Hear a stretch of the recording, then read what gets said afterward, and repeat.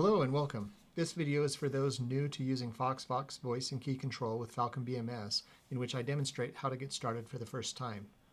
Start by downloading the application along with the companion BMS library, for which links have been provided in the description. Once you've downloaded and installed FoxVox, go ahead and launch the application and open up the library. You'll see something that looks like this. In the default library, you see here on the left-hand side we have our voice command groups. These groups are activated by speaking a first word that is defined on that particular voice group. And when you select a voice group, you can see the voice commands that are associated with it. So for example, on the Chief, I have all these voice commands that are associated with it. On the ATC ground, I have ground, tower. You'll notice the difference between the Chief and the ground in that the Chief is active currently and the ground is inactive and disabled. These are controlled by variables within FoxVox, and by default the initial library you'll be dealing with the crew chief. But I'll be showing you how you can skip past the crew chief if you don't want that, and how you can remove it from the library completely as well. The first thing we want to do getting started is making sure that our plugins are working and recognized correctly. You'll notice over here that on my little push to talk indicator on the voice command groups, they're all yellow. That's indicating that there's an error with the push to talk definition. If I click on that, you'll see that it's bound to a button, but in this case it's not an actual joystick button. It's actually bound to a variable, which is shown by the little variable indicator. And when I highlight over that, it shows me that it doesn't have a value. The sim transmit com1 callback is null, which means this variable is actually read in from your BMS key file and it has an error. So what we're going to do is we're going to go to the plugins, and you can see that we have an exception here. We have two plugins, the FoxVox parser and a plugin for the F4 shared mem. These are also provided in and with the library. It's a little DLL that gets added in. So both of these should be there in the library. This one is successfully reading the memory. Of course, it's not getting anything without BMS running, so you won't see variable values. But this one right here, the FoxVox parser, this one needs to be pointed to your BMS key file that's effectively being used. And normally that's by default if you're using the alt launcher, which is the standard BMS launcher now. Then it's going to be the BMS auto key file. So let's go ahead and set that up. Click on the arrow to expand it, and you'll see that there's a parameter here in the default library that hasn't been set. What we need to do is paste in the path to our BMS auto key file. So usually this is going to be in the user config directory of wherever you've installed your BMS.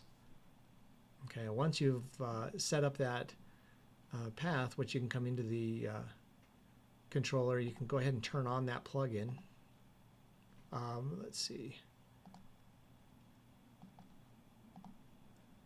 Let's go ahead and turn it on. And once it runs, you'll notice that it'll turn red. This is because it's set to only run one time. So its limit is reached, and it reads it in. The error has gone away, which is what we expect to see. So now when we click on the view variables, you can see it's reading in. Those variables from BMS are all being read in. What these variables are all the key bindings that are associated with your BMS configuration.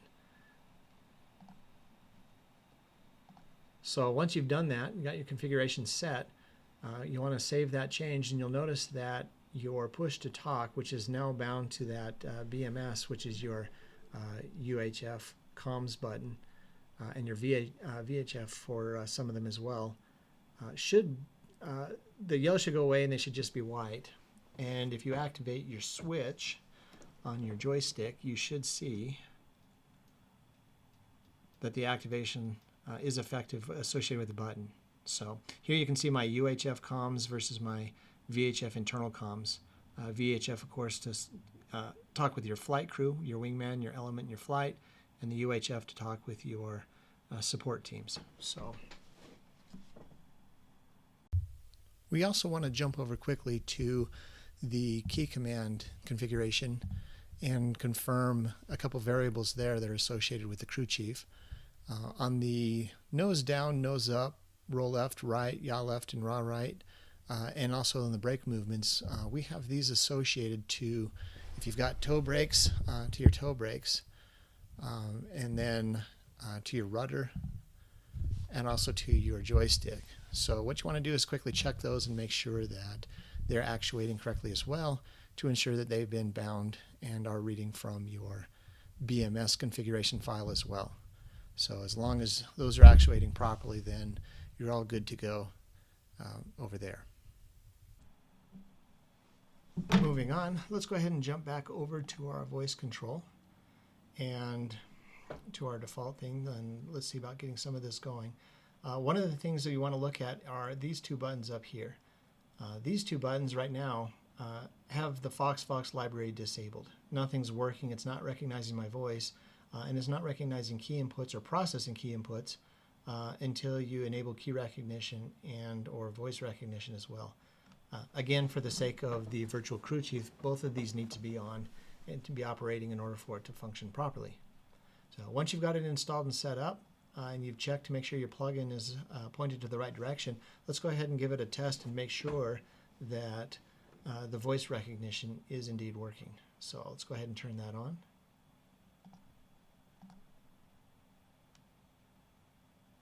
Chief, comms check. Loud and clear, sir. How me? Loud and clear. Pause listening.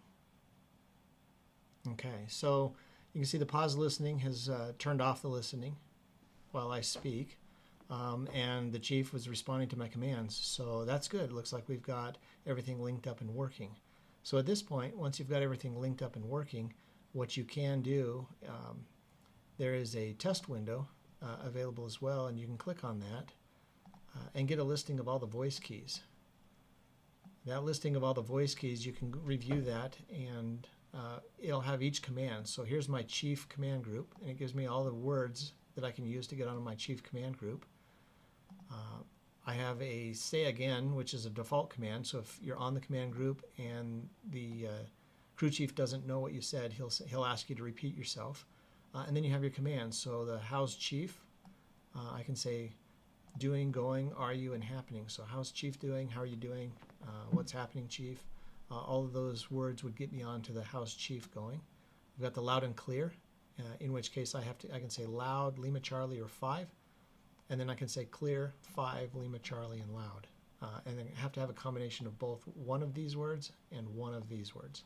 Okay. Again, my tutorial videos I talk about how those bindings work, but this is a great reference for you if you want to get a listing of all the different phrases that are currently defined in FoxVox that you can speak in order to know it. Oftentimes, you can also read the title of the command.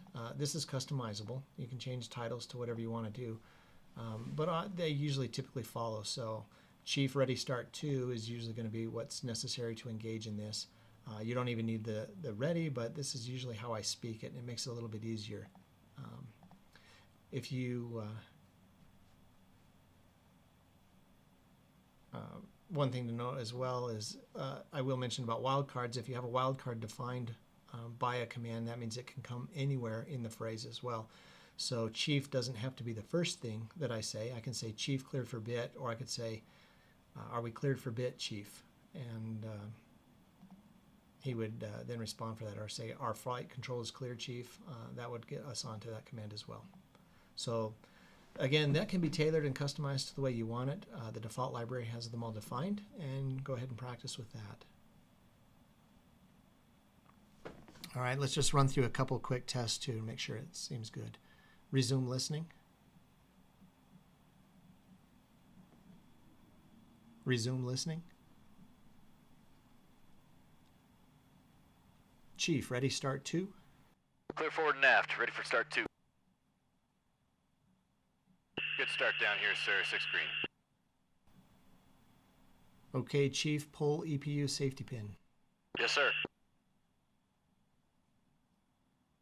You're clear to run up. Clear to check for flow. No flow. Clear for sec. Nozzle closed. Clear for run up.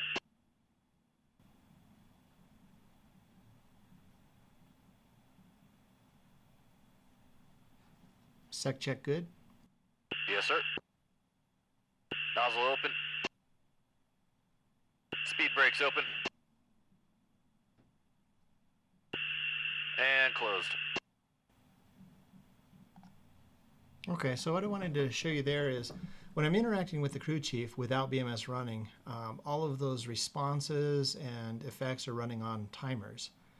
So the actual, when you're running through BMS, you're going to have to flip switches, turn things on, do whatever's necessary following the instruction book. There's with the library, there's a nice instruction book that was put together by Tomcat 2 that walks you through all the different things you need to in interacting with the crew chief. So when you're in the test mode, they work on a timer and they just kind of go through. But when you're with BMS, then you're going to need to actually go through that guide and make sure you're implementing things properly. Okay, you'll notice as well as we went through it that the ATC ground and tower became open because I can now communicate with them. But at this point, the AWACS, tanker, JTAC, wingman element still remains off.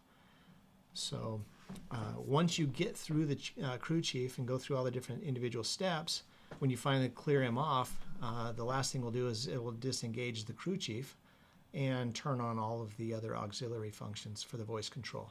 So FoxVox is very powerful and flexible in what it can do as far as configuring that, and that's already been set up in the default library for you. So that's how that works. Let's go ahead though. One of the things that I've added into the crew chief library, depending on which one you've got downloaded, this is a recent addition to mine, but I have the ability to say chief skip to flight and instruct him to just bypass the crew chief altogether and let's get into the flight mode. And that takes us to for those who have used FoxVox before or are using one of the older libraries, disengages the crew chief and goes to the classic ground, AWACS, tanker, JTAC communication. So let's go ahead and see what happens with that. Chief, skip to flight. Copy that, sir. Have a safe flight. I'll see you out front in a sec. Okay, so you can see here that the chief commands are now disabled and all of the other commands are. Associated with that as well, I want to draw your attention up to here. There are some different voice configurations that we went through. The default configuration starts with the crew chief active. Post start is the secondary where we had the communications with ground and tower as well as the crew chief. And then our final configuration is the flight, which has been swapped to with our last skip to flight or when you wave the crew chief off. Okay, so at this point, the crew chief is now disabled. He's not recognizing anything. And now I have everything else that is available to me for the regular standard flight that's active in the voice control. So let's turn that on and go through some of the commands that you would normally use in a flight here.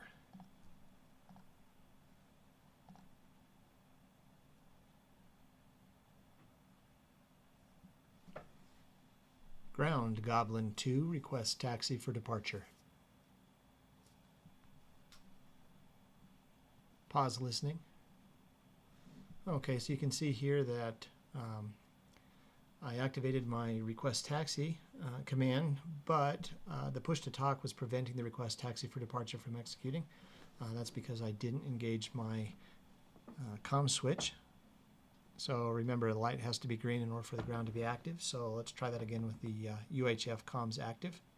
Resume listening. Ground, Goblin 2, request taxi for departure. Pause listening. Okay, so in this case, with the push to talk engaged, my command was actuated, so I was able to get through. Let's go ahead and disengage our voice recognition and turn that off.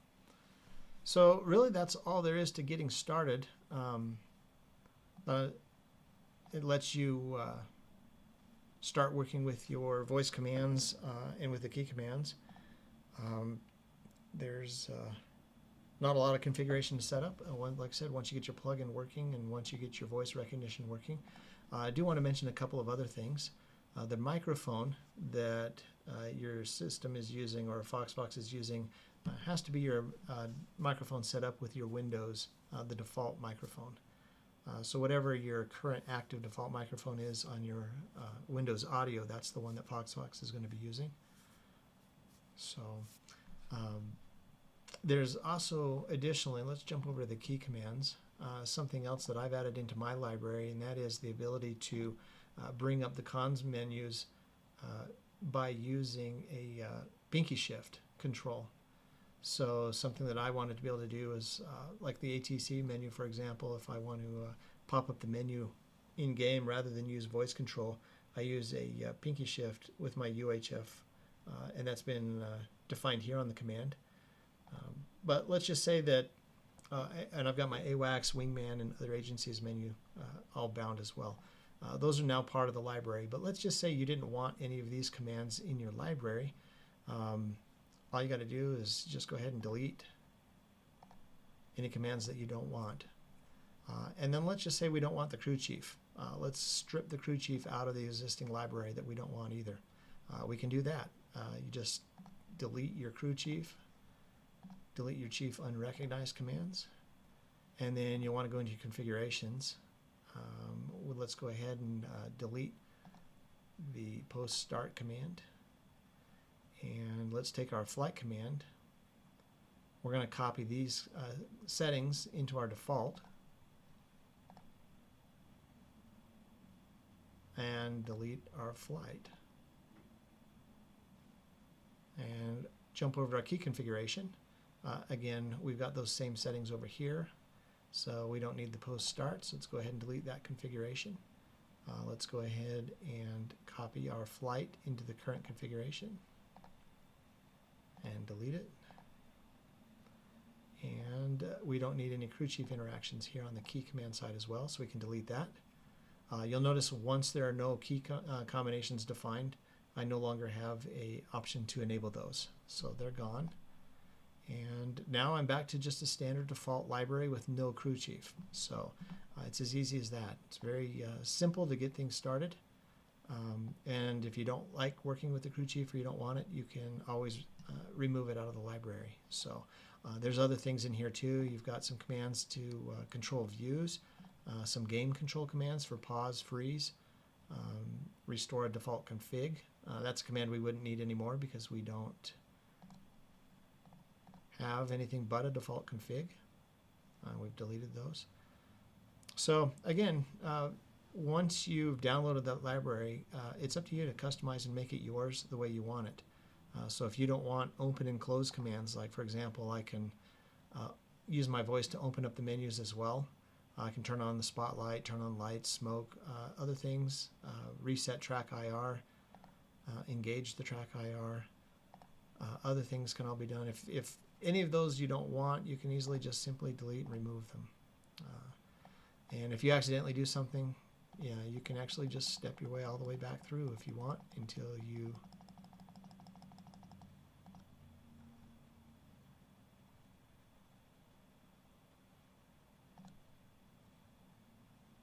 see, and everything's back to the way I wanted. So okay, so pretty easy to get going. Not too much difficulty there. Something else I did want to go over the library as well is a little bit more about the layout, so you kind of understand things. So again, these are the voice groups. We've talked about a little bit on the push to talk and how you get onto a voice group. And you notice on a voice key, you've got your keys defined on one side. Next to the keys, you'll see the output commands. So these are the voice keys. The voice group combined with the voice keys get you onto that. And then these are the outputs. So something you should be familiar with are creating outputs. These outputs are basically just stored that you can then use. You can drag and drop those outputs right into your onto your command if you want to use any of the predefined outputs. And this is basically kind of like a library of defined outputs, so you don't have to keep redefining, and you can reuse the same output over and over on different commands for your convenience. And you can add them into this section and drag them over, or you can add them directly as well through the output builder. The output builder basically is a combination of all the different things that you want to activate on the command. And as you can see here, you can have multiple outputs. You can have as many as you need. So you can just build and put out and chain out as many outputs as you want.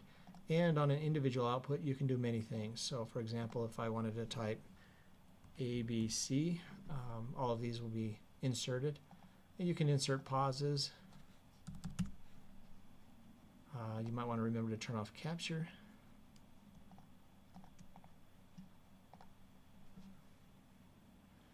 So this is where you can add several different kinds of commands. Again, my tutorial videos cover on how to do this, but just for familiarity, you can see what an output is. Lots of things you can do. You can switch configurations. You can turn on and off the key recognition, on and off the voice recognition. You can use mouse controls and mouse inputs.